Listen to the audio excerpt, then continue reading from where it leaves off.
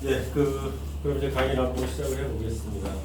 제목을 저는 이 책 제목은 K 콘텐츠 어떻게 만드나요인데 오늘 강의의 제목은 K 콘텐츠는 어떠한 치열함으로 만들어지나라고 한번 정해봤습니다. 왜냐하면 제가 만난 그 수많은 PD들, 제가 계속 그 PD 출신이기 때문에 학교에 와가지고도 계속 PD들에 대한 연구를 해야 되겠다는 생각을 쭉 했고요. 지금도 여전히 유효합니다. 앞으로 쓰고 싶은 책은 PD학이라는 책을 쓰고 싶습니다. 그러기 위해서 이제 PD분들 많이 만나야 됐고, 여기 지금 계신 우리 주철한 PD님을 처음으로 제가 그 확장하는 PD와의 대화에서 만나서 심층 인터뷰를 했고요. 그리고 이제 또 이제 예능 PD와의 대화라는 책을 통해서도 이제 PD 심층 인터뷰를 했습니다. 심층 인터뷰는 여기 쌤들이 너무 많이 계시지만 문화연구에서 매우 중요하게 생각하는 생산자 연구를 할 수 있는 가장 적절한 방법으로 이렇게 이야기가 되고 있어서 제가 PD를 했기 때문에 누구보다 PD들이 잘 알 수 있다라고 하는 그 PD들이 생각하는 어떤 기획에 대한 제작에 대한 감각이라고 하는 것을 저도 같이 공유한다라고 하는 그것 때문에 아마 인터뷰를 재밌게 했었고요.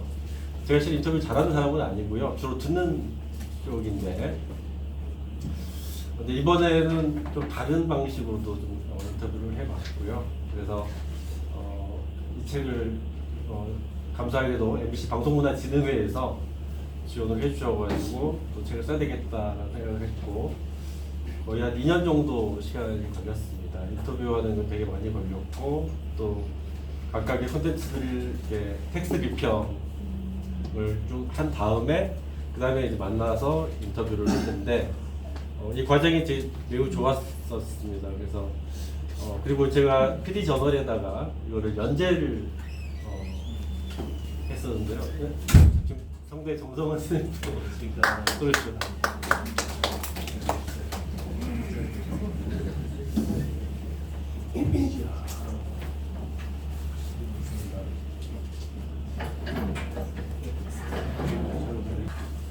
한 달에 한 편 정도씩을 프로그램에 대한 심층적 분석을 해서 연재를 했는데 실제 이제 그 PD들을 만나보니까 그 PD들이 글을 너무나 잘 봤다라는 얘기를 하고 있고 특히 이제 그 유키즈 언더블록 그 만든 그 김민석 PD 같은 경우는 당시가 어떤 시기였냐면 윤석열 당선자가 처음으로 유키즈에 나와가지고 완전히 게시판이 다 뒤집어졌을 때였습니다. 그래서 거기에 대해서 제가 어떤 그 공론장에 대한 침범이 있었다. 그리고 그걸 이제 오구라 기조 일본에 계시는 교수님이 얘기한 한국을 이제 니와 기로 설명한 그 이론을 가지고 해서 글을 썼는데 저한테 이제 카톡이 와가지고 그 글이 너무나 자기한테 위로가 됐다. 라는 얘기를 했었고요. 그 친구가 그 당시에는 이제 언론 인터뷰를 전혀 안 하던 때였는데 저한테 그렇게 연락을 해서 위로를 줘서 감사하다라고 얘기를 했었던 것이 굉장히 좋았고요. 그리고 이제 인터뷰를 하면서 이제 PD들이 얼마나 열심히 프로그램을 만들고 있는가. 물론 우리 PD 출신 우리 주철 교수님이나 또 원장님도 계시지만 백영 PD님도 계시고 PD분들이 뭐라고 누가 이렇게 준 건 아닌데 굉장히 스스로 공익적인 책무를 온몸에다 이렇게 이고 활동을 하시는 걸 알고 있습니다. 그게 이제 한국의 독특한 공영방송 체제라고 하는 것이 근데 이게 꼭 공영방송사만은 아니고요. 민영방송사도 마찬가지예요. SBS나 다른 방송사 PD들도 본인들은 공영방송이 아닌데도 방송이라고 하는 자체에 대한 강한 책무성, 그것이 약간 공동지향성이라고 저는 보고 있는데 전문직주의 한 요소라고 할 수 있는데 그걸 갖고 있는 걸 많이 느꼈습니다. 그래서 제가 이 책을 쓰면서 느꼈던 제 감정과 제가 보고 느낀 거 이런 것들을 한번 편안하게 말씀을 드려보도록 하겠습니다.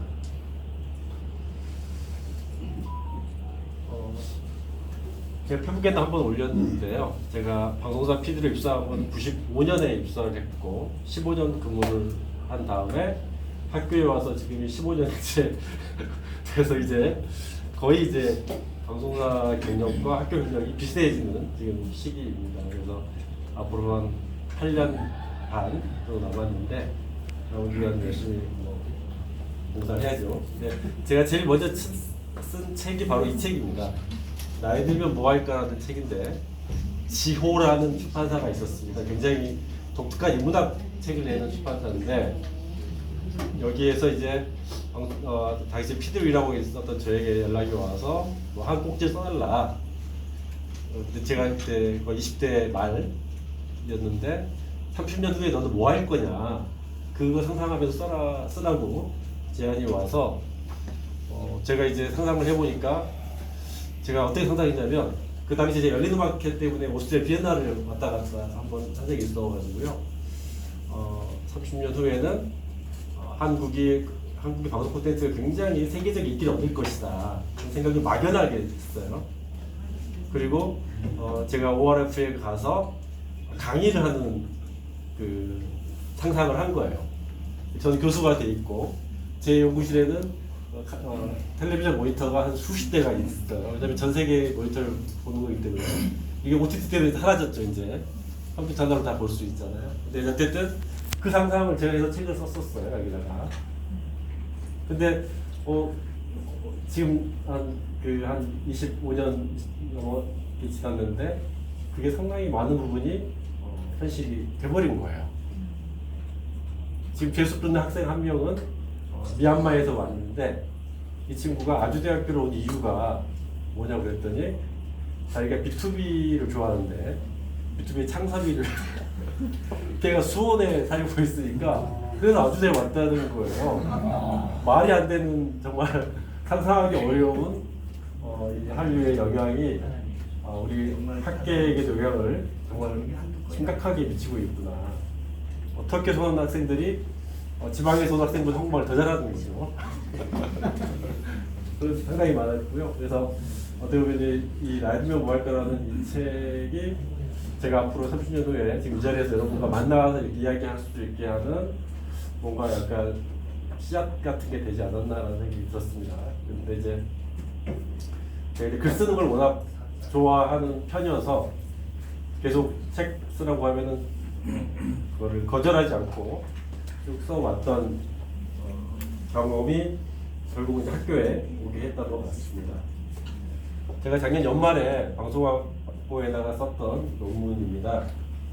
방송학의 미래 정체성 찾기라고 하는 논문이고요. 방송학이 우리나라 역사가 꽤 됐지만 여전히 갖고 있는 가장 스스로의 한계라고 생각하는 것은 방송의 학회와 현장, 연구와 교육이라고 하는 네 가지 축에서 이것들이 유기적으로 연결되어 있지 않다라고 하는 그런 점이었습니다. 코카프가 만들어진 것도 이런 지금 여기 계신 분들이 거의 다 K 컨텐츠를 만드시는데 산업적으로 기여했거나 학술적으로 기여하시는 분들이 다라고 생각합니다. 그런데 실제 이제 이 필드하고 어카데미 사이가 상당히 거리가 있다고 하는 게 제가 현장 출신이기 때문에 느꼈던 거고요. 그래서 이 결국은 협업이 중요할 텐데 연구와 교수님들이 연구에 굉장히 목숨 걸잖아요. 그리고 이제 학회 중심으로 활동하면서 정작 현장에 대해서는 아주 밀접하게 이렇게 관여를 하지 않고 있는 게 사실이고, 왜냐하면 반대로 현장에서 학교에서 하는 얘기를 잘 안 들어요. 왜냐하면 우리보다 늦다고 생각하거나 현장을 잘 모른다고 생각하기 때문에 그렇습니다. 그래서 이 현장과 아카데미와의 그 거리를 결국은 줄이는 것이 매우 중요하니까.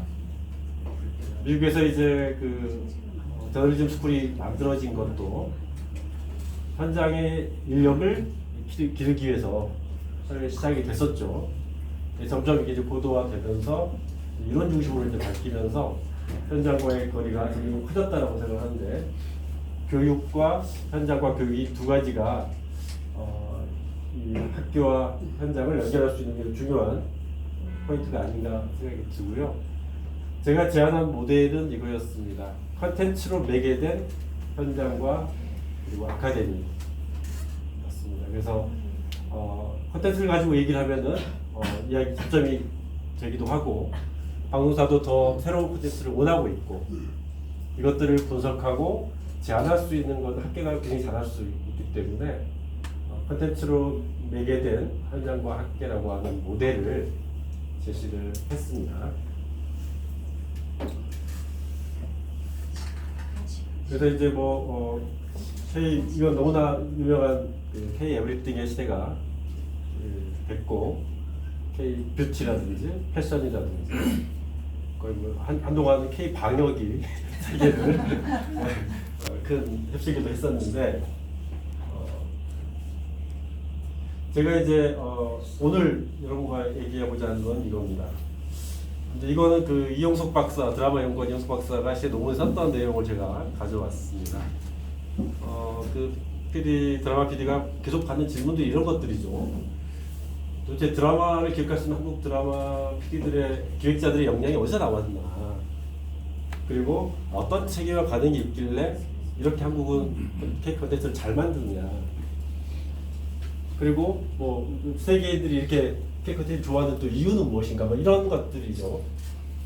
그래서 이 기획자의 역량이나 체계와 관행이라고 하는 것들은 굉장히 한국의 학자들이 제일 잘할 수밖에 없는 거고, 물론 베를린에서도 지금 오셨지만 쉽게 가르쳐주지 않습니다. 네, 그래서 결국은 이게 우리 이덕철 교수님께서 K 아카데미 시대가 된다라고 이렇게 얘기를 해주신 게 저한테는 너무나 이 책에 대한 좋은 추천이라고 평이라고 저는 생각하는데 이세 때 좀 써도 되겠습니까, 선생님? 예, 예.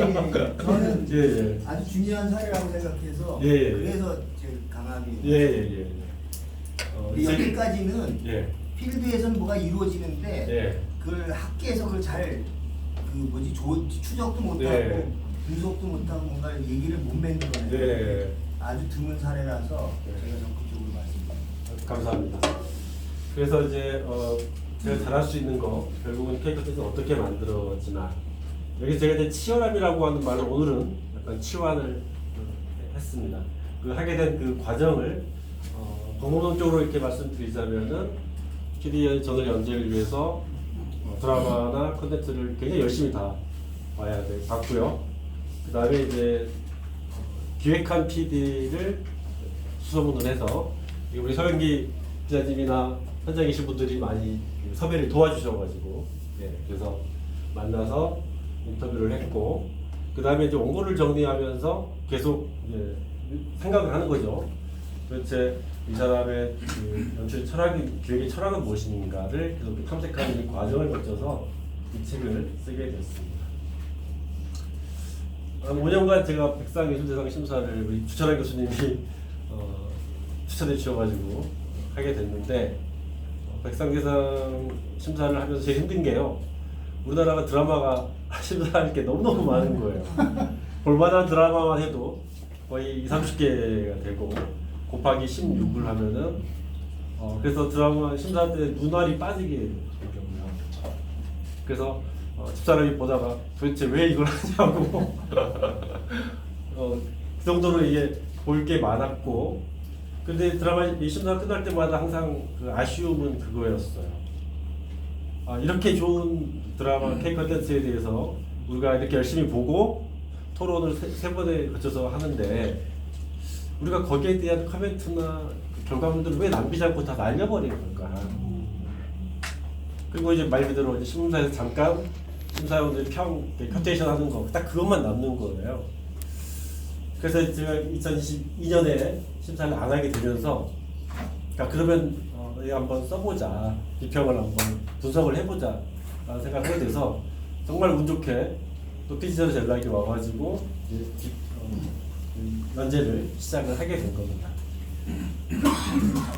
그게 나온 게 이제 이런 것들이고요. 우영우나 작은 아씨들, 키즈 각각 그 당시 유행하던 핫하던 콘텐츠를 분석을 했는데 저는 이제 이 생각도 했어요. 이것 좀 확장하면 논문이 될 텐데라는 생각을 하면서도 매번 또 이제 계속 써야 되기 때문에 논문으로 발전시키지는 못했고 그럼에도 불구하고 이제 하면서 이제 성공 조건을 분석하거나 또 이제 철학적인 어떤 함의가 있다면 그 연결해서 보려고 계속 노력을 했었습니다. 이제 이게 제가 분석한 내용 중에 일부분입니다. 우영우가 왜 이렇게 큰 인기를 얻었을지에 대해서 그게 판타지잖아요. 그렇게 자폐 스펙트럼이 있는 주인공이 이렇게 성공을 한다고 이렇게 일관적인 문제 없이 잘 될 거라고 하는 정말 말도 안 되는 판타지라고 할 수 있는데 당시에 저는 같이 시청자들하고 실시간으로 시청을 하고 있었기 때문에 수많은 언론 보도나 댓글도 같이 보면서 제가 느낀 건 제가 수용자로서의 비평자로서의 느낀 거는 사람들이 드라마를 통해서 이게 현실성이 있냐 현실을 반영했냐라기보다는 앞으로 우리가 이렇게 됐으면 좋겠다라고 하는 바뀔 미래 꿈에 초점을 맞춘다는 것을 감지를 했습니다. 그래서 그러한 점을 가지고 이제 분석을 했고요. 그리고 이제 당연하게 우리 그 우영우 현상에 박은빈이라는 배우를 빼놓을 수가 없기 때문에 이제 칸트의 이제 그 미학을 좀 가져와서 나하고 직접으로 무관심성이라고 하는 표현 그걸 가지고 이제 설명을 좀 하려고 했었고요. 그리고 결국 상상력이라고 하는 것, 경험 그리고 이제 어떤 사회적 경험이라고 하는 이에 대한 쾌감과 취미도 공유하려고 한다는 그런 이야기도 같이 했고 상상력이라고 하는 게 결국 왜 이게 뭐 전자현실이 지금 일어나고 있고 현실이 안 바뀌고 있는데 왜 사람들이 이 드라마를 이렇게 환호하느냐라고 하는 약간 모순적인 것들에 대해서 그럼에도 불구하고 이런 상상력이라고 하는 것들이 우리 현실을 바꿀 수 있는 힘이 될 수 있겠다라는 그런 용기로 설명을 한 겁니다. 그래서 이제 지금부터 이제 결과인 건데요. 보통 캡컨텐츠의 인기에 대해서 이제 외국 언론들이 하는 얘기들은 이제 그거죠. 한국이 싸다. 시리즈 한 편 만들 걸 가지고 열 몇 편을 만든다. 비용 합리적인 이펙티블리하고 웰메이드 되는 거. 그리고 이제 항상 나오는 얘기는 이거죠. 특수성에 기반한 보편성. 많은 언론사들에서 얘기를 했던 이야기들입니다. 그리고 실제 이제 경영학 쪽에서도 이제 이런 얘기를 많이 하고 있습니다. 차별화 전략이라든지 비용 우위 전략, 그리고 이제 포커스 전략이나 틈새 전략이라고 특정하는데 이런 어떤 언론에서의 분석이라고 하는 것들은 약간 이런 경영학적인 아니면 큰 거시적인 분석이라고 볼 수 있겠고요. 제가 계속 생각하는 거는 이 개념들입니다. 차별화된 탁월성이라고 하는 이 한국의 PD들이 굉장히 지향해야 될 가치로 생각하고 있는 게 바로 이거예요. 뭔가 달라야 된다라고 하는 것은 너무나 당연한 건데 달라서만은 성공할 수는 없는 거죠. 그래서 엑셀런스가 있어야 된다라고 하는, 그래서 어느 방송사에 있던 PD들 간에 차별화된 탁월성이라고 하는 것에 대한 강박이 있고요. 그리고 이제 어떤 보편화된 특수성이라고 한국적인 얘기를 하게 되면은 이것이 이제는 뭐 사투리를 써더라도 그죠? 이 지역에 아주 한국의 그 서브컬처라고 하는 제주도의 방언이라든지 이걸 쓰더라도 이제 사람들이 관심 있게 보기 시작한다는 건데, 그거는 제가 볼 때 이거 당연하게 이제 그 취미의 어떤 세분화 세그멘테이션이 되는 거죠. 왜냐하면 난 이것도 알아라고 하는 좀 더 세분화되고 좀 더 디테일한 한국적인 취향에 대한 천착이라고 하는 것들이 있는 것 같아서 일단 두 가지 개념을 추출을 해봤고요. 이것들이 생겨나게 된 배경은 뭘까? 아까 제가 머릿말에도 말씀드렸는데 이게 공영방송과 상업방송의 그 공존 속에 생겨난 한국의 방송 문화의 어떤 특징이 아닐까라는 생각을 해보았습니다. 그래서 그 차별화된 타결성 같은 경우는 이제 그 MBC의 PD가 사라졌다라는 지금 예능 프로가 이번에 생겨났어 방송이 됐었죠. 캐나다에 계시는 우리 교수님 누구죠? 캐나다 진 교수님께서 논문을 하나 쓰셨어요 벌써 이 PD가 사라졌다를 가지고. 근데 저도 이제 봤는데 PD가 없이 AI가 이제 뭐 이렇게 지시를 내리고 그걸로 이제 영상 편집을 하고 방송을 만드는 거예요. 아주 뛰어나고 앞서간 프로이긴 하죠. 근데 이제 탁월성이라고 하는 면에서는 약간 아쉬움이 있다는 거죠. 근데 아마 곧 이건 극복이 될 거라고 봅니다. 그리고 얼마나 그 방송사 안에서 이것들을 그 쟁취하기 위해서 도달하기 위해서 몸부림을 치고 있다는 걸 알고 있습니다. 그리고 이제 이게 넷플릭스 전략이기도 한데 특수성에 기반한 보편성, 보편성에 기반한 또 특성이라고 할 수도 있고요. 넷플릭스에서 계속 그 얘기를 한다는 거죠. 한국 얘기를 하라라고 하는 거예요. 제가 이제 그 방송사에 있을 때 콘텐츠 정책부서의 상임 멤버로도 일을 잠깐 했었는데 이효영 대표님도 같이 바이어들이 그 당시에 한국 드라마를 하는 기준은 이거랍니다. 한국 사람들이 얼마나 이걸 좋아하느냐, 이게 가장 큰 기준이라고. 한국 시청자들의 취향이라고 하는 것이 매우 중요한 그 외국에 릴리스하거나 이렇게 알리는 데서 가장 중요한 기준이 한국 사람들이 얼마나 좋아했느냐라고 얘기를 들었습니다. 그래서 넷플릭스도 아주 현명하게 이런 것들을 잘 하고 있는 것 같습니다. 모든 게 이렇진 않지만 이게 일정 정도는 FC의 전략이다라고 말씀드릴 수 있겠습니다. 그리고 이제 아까 PD에게 내재된 공공지향성이라고 말씀을 드렸는데, 그래서 도리어 반대로 PD들이 기획을 할 때 너무 공적인 책임감을 갖지 말라고 얘기를 해요. 왜냐하면 너무 좋은 얘기만 하고 끝나거든요. 그게 아니라 네가 하고 싶은 건 뭐야? 네 욕망과 네 열망에 대해서 이렇게 기획하라고 얘기를 하는 건 반대로 뭐냐면 PD들이 다 공적인 책임감을 몸에 다 내재하고 있기 때문에 그렇습니다. 그리고 이제 아까 그 공영방송과 상업방송의 어떤 공존이라고 얘기를 했는데, 상업화 플랫폼화로 인해서 오디션적인 PD들의 어떤 몸값이 어마어마하게 오르고 있죠. PD뿐만 아니라 작가들, 출연자들. 그래서 한 가지를 성공하면은 자기가 이제 다른 사람이 되는 거예요. 연락처는 안 받습니다. 연락 잘 안 돼요. 네.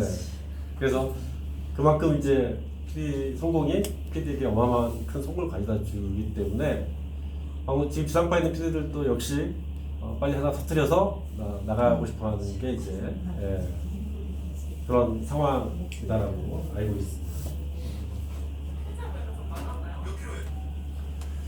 자, 제가 만난 5명의 PD는 우영우를 만들었던 유인식 PD님과 꼬꼬무의 최상욱 PD님, 피지컬베이 장호기 PD님, 유키즈의 김민석 PD님, 수우파의 최정남 PD님 5분입니다.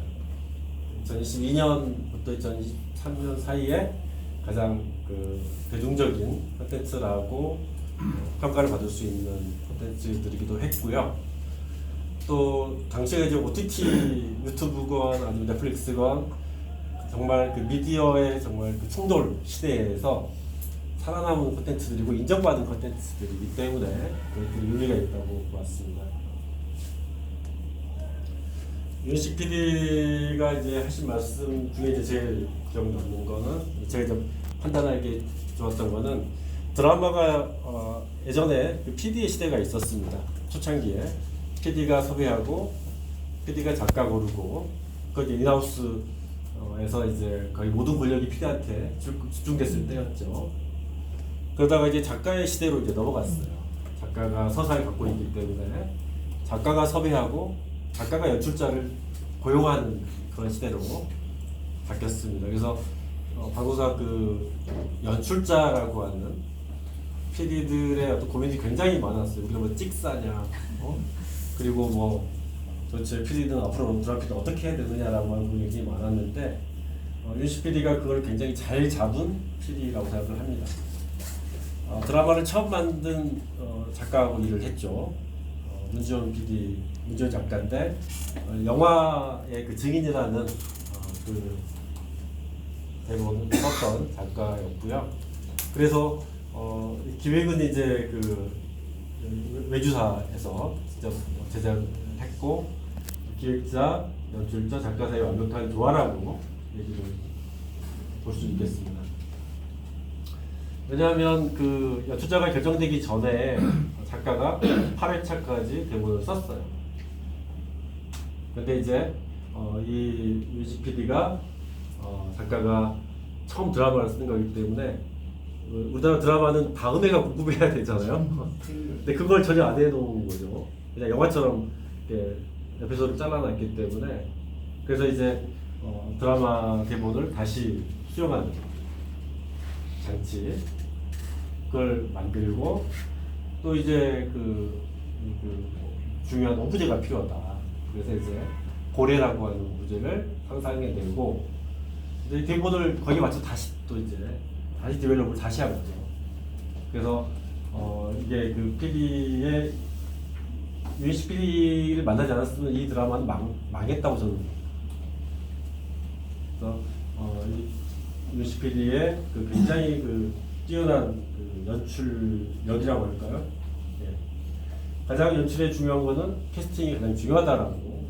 왜냐하면 많은 PD들이 기획을 할 때 주인공의 얼굴을 떠올리면서 프로그램의 그 과정, 펼쳐나가는 과정을 계속 머릿속 상상을 하면서 그림을 그리거든요. 그래서 이 드라마에는 박은빈이 가장 적합하다.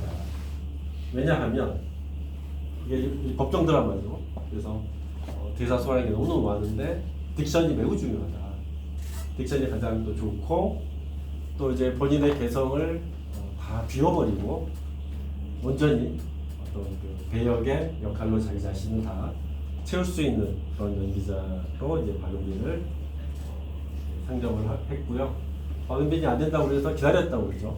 드라마 촬영을 안 하고 기다렸다가 박은빈이 이제 거절하러 왔을 때 직접 만나서 책을 주면서 공부를 해보자.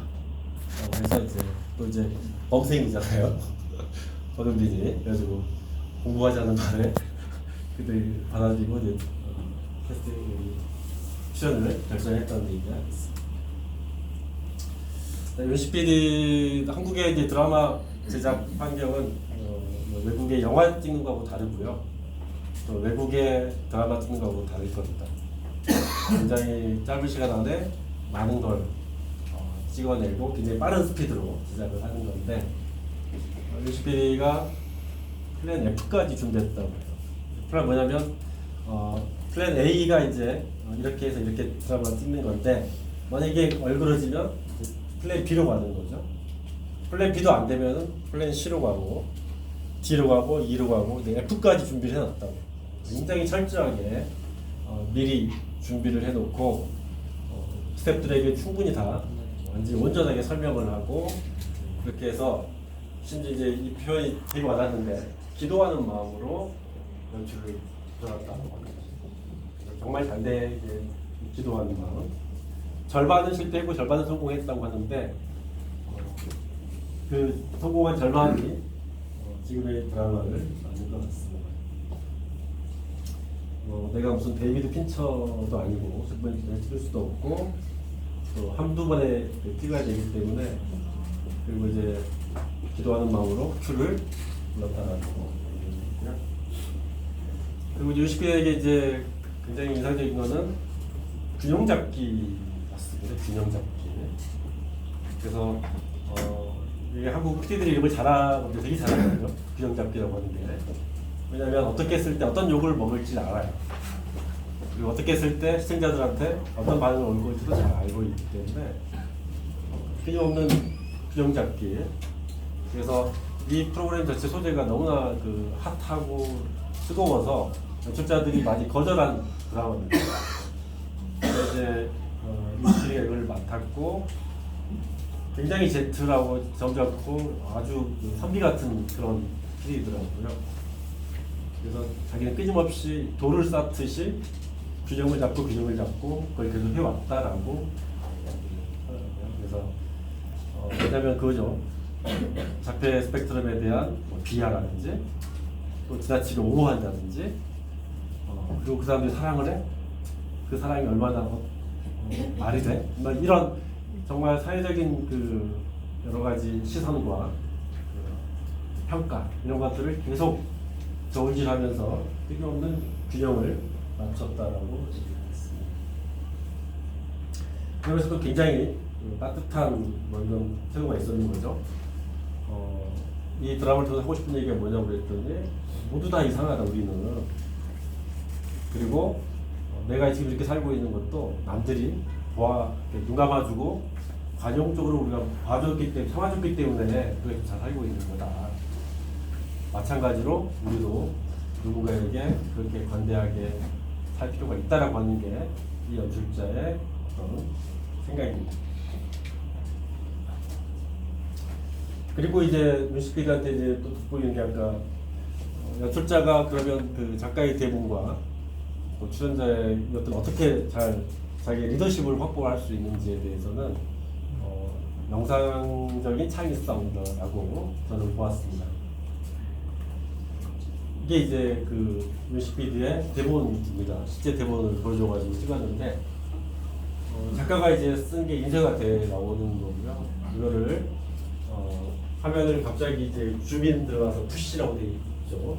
어떻게 할 건지 그리고 각각 이제 카메라의 움직임 펜이라든지 푸신이라든지 여러 가지 각각의 그 아주 깨알같이 각 페이지마다 이렇게 꼼꼼하게 표준이 되어 있습니다.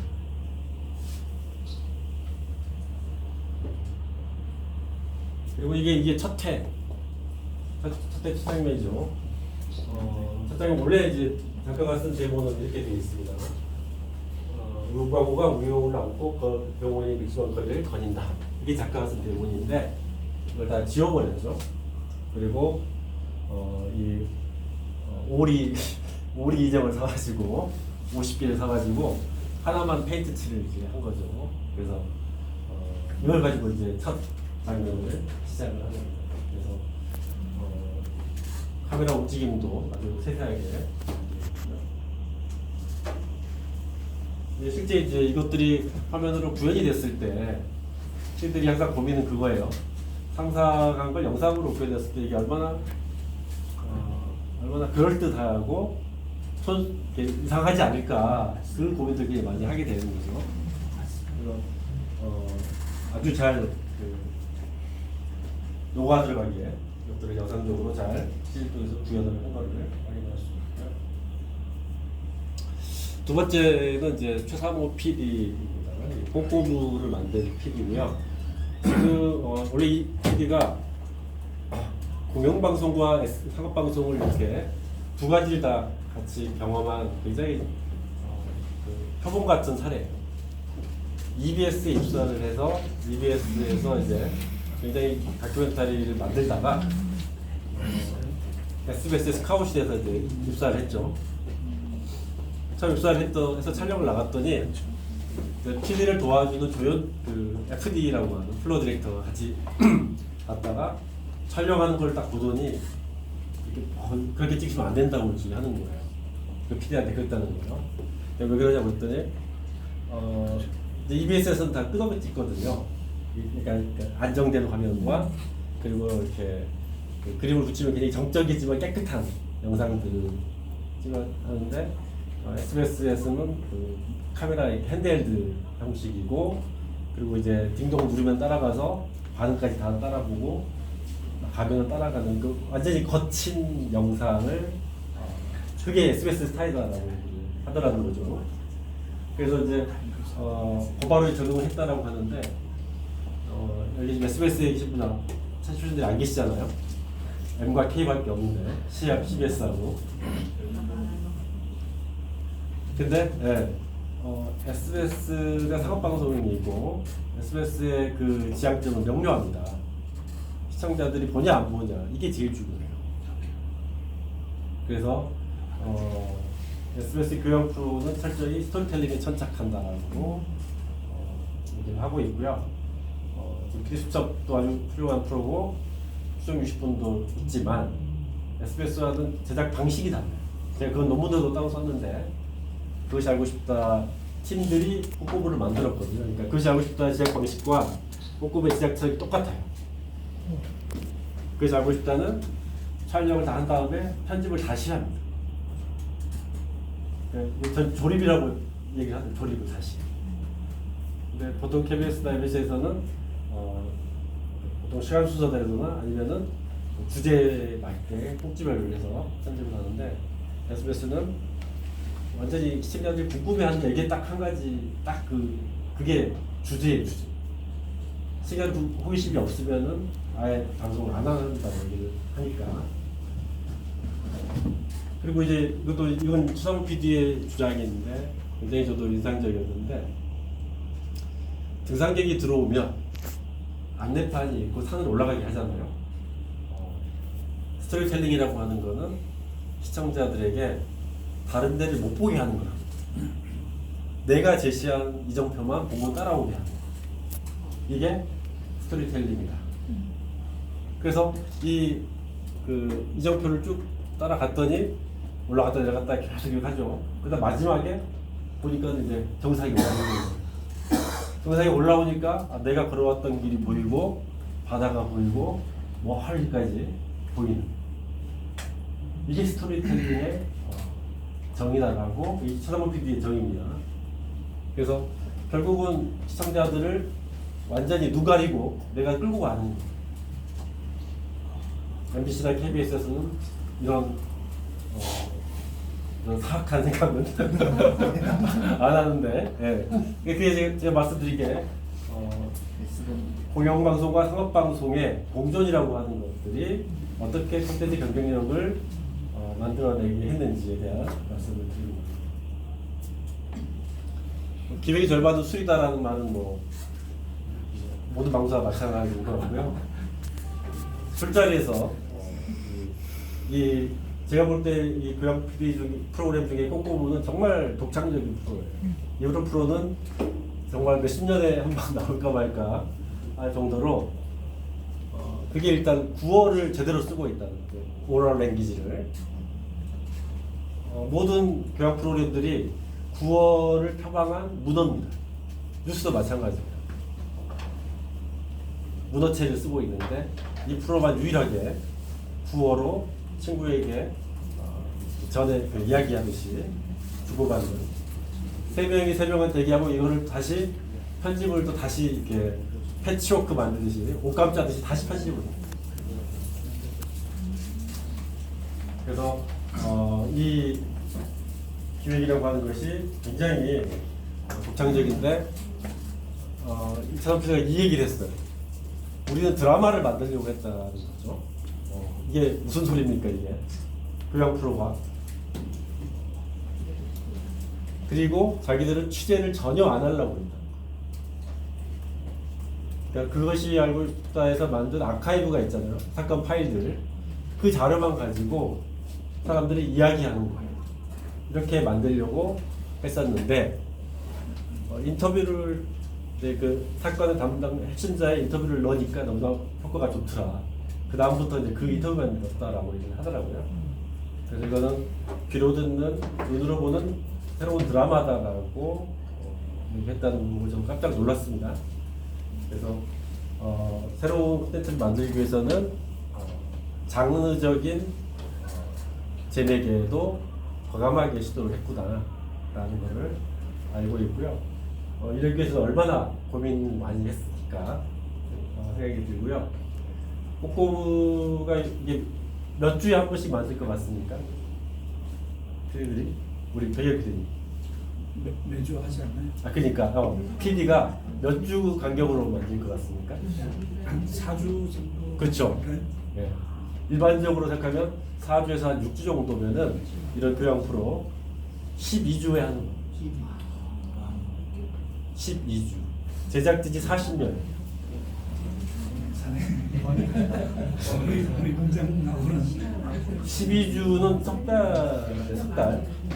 한 명의 PD가 석 달 동안 만드는.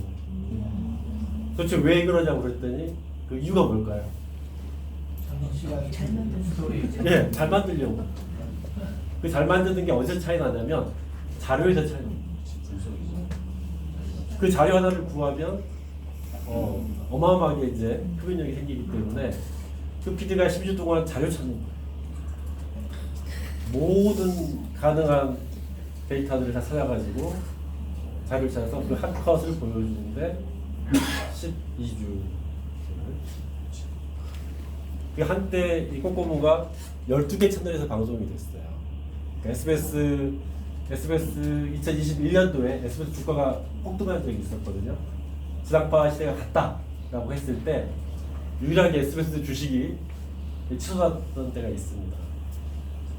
SBS의 전략이 돈을 적게 쓰고 효과 좋은 콘텐츠를 많이 만들자라고 했던 그 전략이 작동했던 시기이기도 하고요.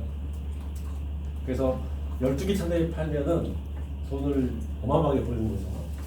유튜브 더하기 또 이제 웨이브에 되는 건 다른 또 수익이니까 SBS의 효자 출연료가 한 그 제작비의 거의 절반 이상이고 장호기 PD 이번에 피지컬 시즌 2 보셨습니까? 네. 너무너무 잘 만들었어요. 이번에 너무 좋습니다. 그러니까 4화까지 이번에 공개됐는데 그 시즌 1하고 비교해서 훨씬 더 이렇게 매끈하게 만들었어요. 그리고 이제 특히 이제 첫 번째 미션이 그 무동력 트레드밀에서 100명이 옷을 벗고 달리는 그걸 이제 드로드로 계속 찍었어요. 근데 아주 장관이었고요. 네, 그렇습니다. 장호기 PD의 말은 이거죠. 자기는 이 친구는 이제 채널 A 출신이에요. 이영돈 PD의 일기 PD였고요.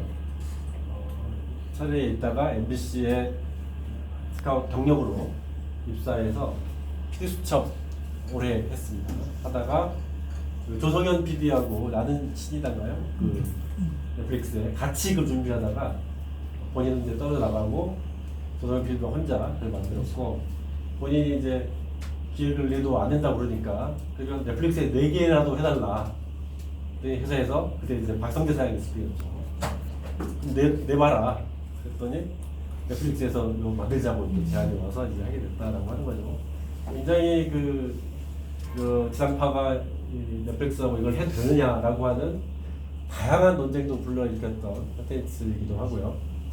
근데 이제 이게 지금 벌써 세계에서 굉장히 높은 랭킹의 히트수를 기록을 하고 있습니다. 자막을 안 썼죠. 예능인데 자막을 안 썼고 그 먹보와 털보 김태호 PD가 만든 예능이 자막이 너무 많이 나와서 이게 이제 문화적 할인이라든지 경계를 넘는데 어려웠다. 그래서 자기는 아예 그걸 없앴다라고 얘기를 했고요. 굉장히 와닿는 게 이거였죠. 지구 반대편 칠레 노인들이 이걸 보면서 재밌게 볼 수 있는 프로를 만들고 싶었다 라고 얘기를 했습니다. 그래서 그러면은 단순해야 되는 것 같고요. 그리고 직관적이어야 되는 그런 프로그램을 만들어야 되지 않을까 싶습니다. 다음 네 번째는 김민석 PD고요. 제가 KBS를 나오고 나서 입사했던 PD더라고요. 그래서 유호진 PD 아래에서 1박 2일 해서 거기서 이제 배웠던 친구예요. 그리고 이제 JTBC에 가서 정말 유재석과 프로를 만든다는 거는 PD한테 정말 신이 내려준 기회인 거죠. 왜냐면 채널 하나밖에 안 하거든요, 유재석이. 그리고 이제 메인 채널만 하기 때문에 그래서 TVN에서 김민석 PD가 와서 루키즈를 하게 됐는데 저는 이게 굉장히 인상적이었습니다. 본인이 만든 건데도 불구하고 이거를 유재석이 기획을 한 거다라고 아주 사슴차고 얘기하더라고요. 그래서 참 이 공적인 이 마인드는 어쩔까 할 정도로 어쨌든 유재석이 그날의 그 무한도전에서도 계속 일밤에서부터 이런 시민들이 만나는 프로를 많이 하긴 했었습니다. 일상이라고 하는 거는 굉장히 어떻게 보면은 일반인 출연자를 데리고 그걸 한다는 거 KBS, MBC에서 한다고 그랬으면 쉽지 않았을 것 같아요. 제가 볼 때는. 유재석이 혼자 일반인 출연자 데리고 한다고 쉽지 않았을 것 같아요. 왜? 그게 지금 다시 돌아왔잖아요. 연예인으로 돌아왔잖아요. 지금 PD가 바뀌었고 이제 완전히 제작 방식이 바뀐 것 같아요. 제가 볼 때는. 이거는 처음에 기획한 김민석 PD의 어떤 전략이기도 하고 생각이기도 하고, 그리고 이제 방송이라고 하는 것들이 이제 시청자의 참여라고 하는 게 방송법의 가장 중요한 이념이라고 저는 생각을 하는데, 시청자의 권리와 이익이라고 하는 것이 방송법의 가장 첫 번째 이념이라고 저는 생각합니다. 근데 그걸 실천한 프로그램이 바로 유재석하고 조세호가 우연히 길거리 가가지고 우연히 만난 초등학생하고 얘기를 하다가 퀴즈를 내고 맞추면 상금을 주고, 또 지나가다가 옆에서 라면을 먹다가 주인 아주머니한테도 퀴즈를 해서 얘기를 듣고, 이토록 그 시청자 지향적인 프로그램이 있을 수 있을까요? 그것도 공영방송사도 아닌 TVN에서. 그래서 이 일상이라고 하는 거를 만드는 게 참 쉽지 않는데, 그거를 누추하지 않게, 비루하지 않게 만들려고 최선을 다했다라고 얘기를 했습니다. 그리고 이 단어는 이 PD 입에서 나온 단어예요. 저는 깜짝 놀랐습니다. 이 젊은 PD 입에서 정중하면서도 섬세한 말걸기라고 하는 것이 이 프로그램의 핵심이다. 키워드다라고 얼마나 생각을 많이 했을까라는 생각이 들었고요. 정중하면서도 그래서 누가 나오더라도 존중받는 느낌이 오는 거죠. 어떤 출연자가 나오더라도.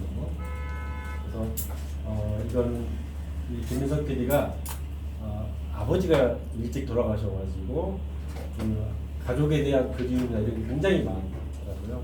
그리고 이제 만나는 어른들이 다 가족처럼 느껴지기도 하고 그런 어떤 굉장히 그 가족 관계에 대한 끈끈한 참착 같은 게 있는 걸 느꼈습니다. 최정남 PD는 이제 스트리트 우먼 파이터라고 하는 건데 연대에서 계속 오디션 프로를 쭉 했었고요.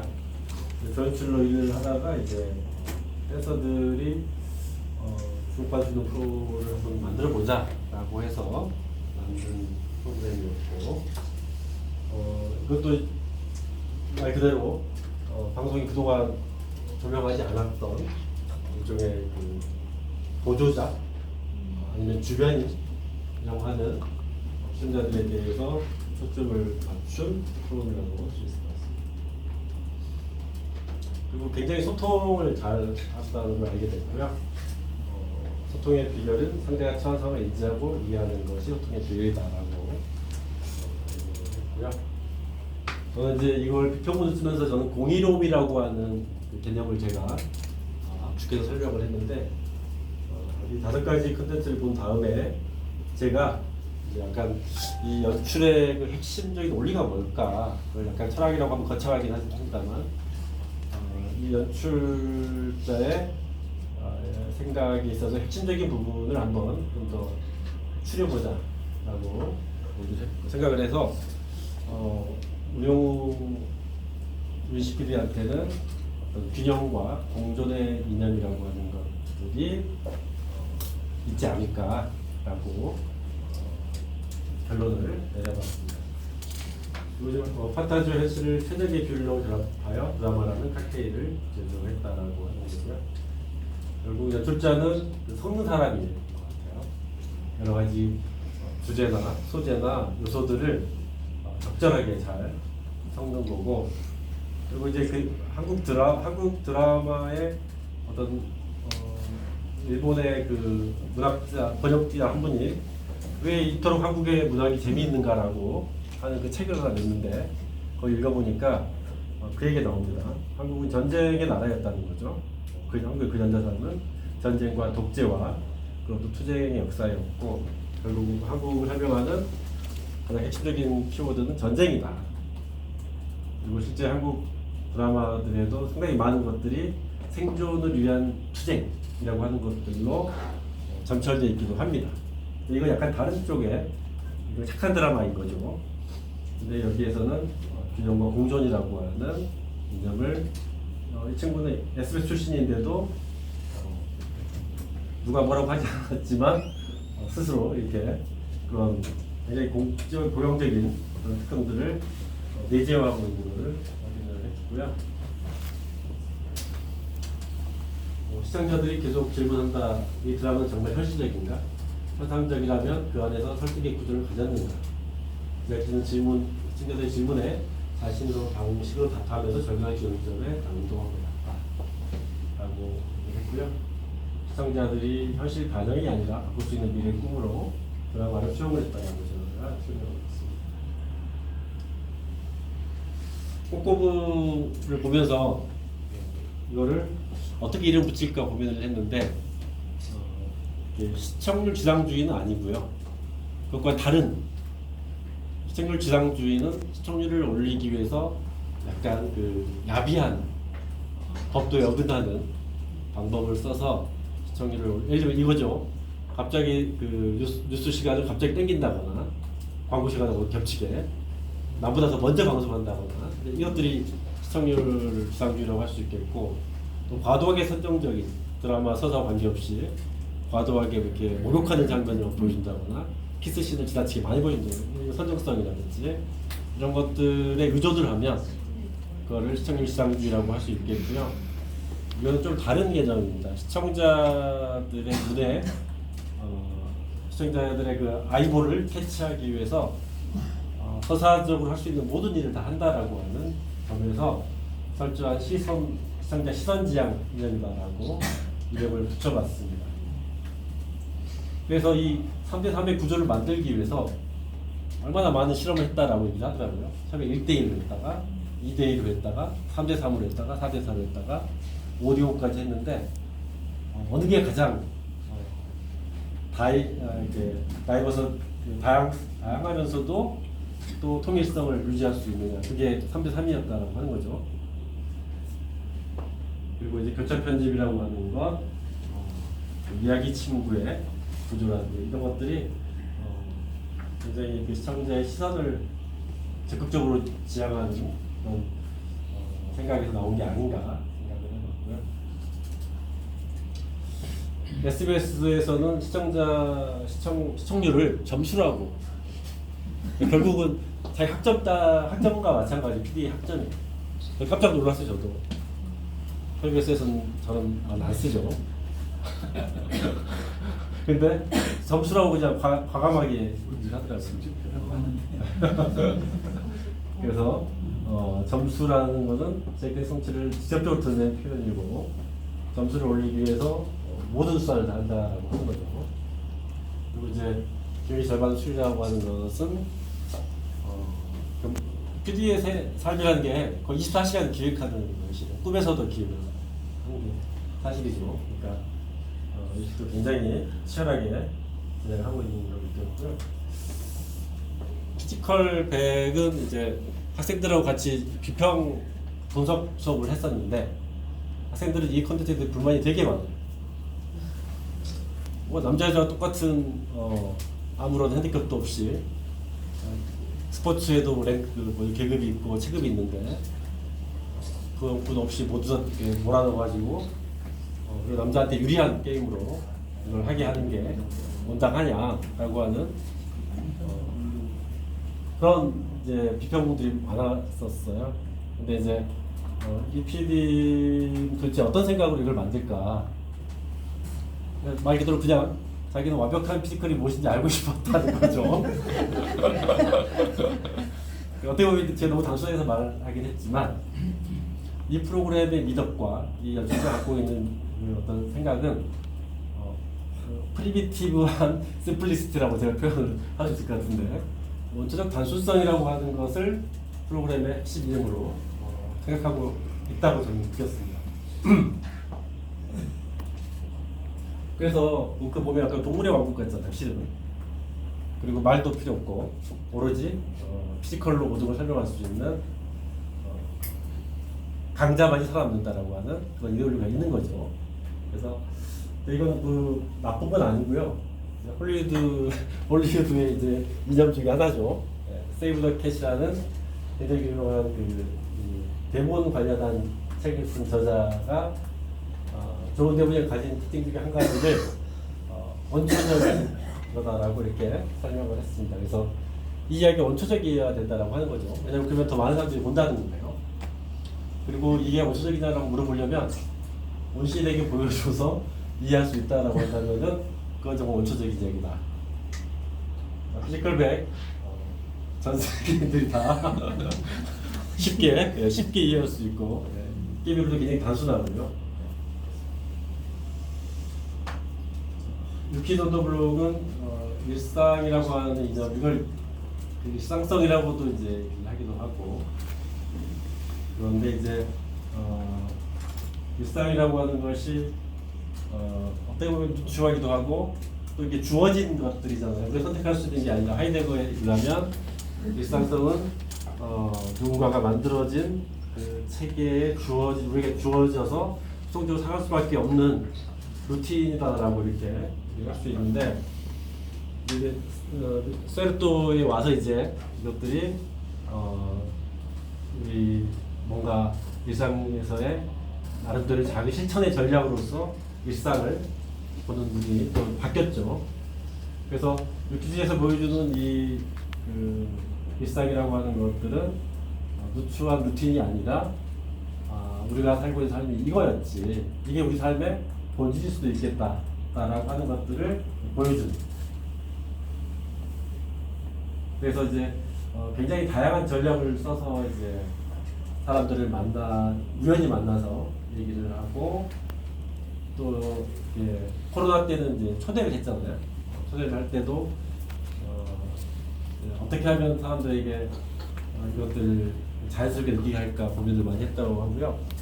놀랍게도 PPL을 전혀 안 했어요. 이 프로그램. 예를 들면 불닭볶음면 개발자 나오고 그랬잖아요. 신세계백화점에 그 디스플레이 현상 나오고 그랬는데 저는 보면서 저거 PPL 아닐까? 책 저자들 막 출판사에서.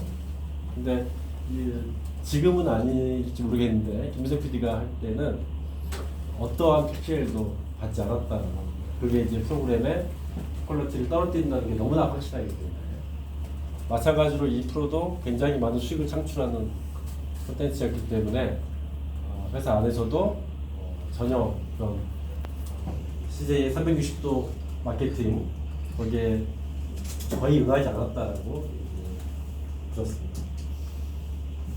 지금 JTBC로 이제 이적을 했고요. 새 콘텐츠를 기획을 하고 있다라고 콘텐츠 스트리트 파이터는 이제 그 라이티어스니스라고 하는 그 개념을 써봤습니다.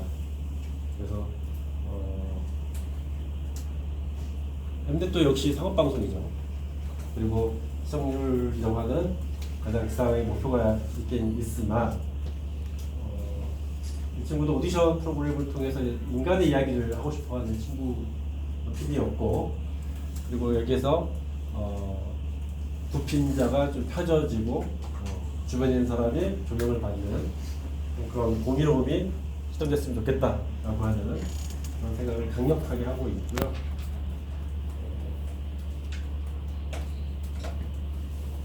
공의의 실현이다라고 하는 그런 이름들을 얘기할 수 있을 것 같습니다. 그리고 이제 이 정도로 해서 이제 제 PD들을 만나서 직접 들었던 얘기와 또 제가 그 책의 마지막에 이제 K 컨텐츠의 철학이라고 하는 부분들을 정리한 구성을 말씀드렸고 이거는 이제 인스타 홍보용으로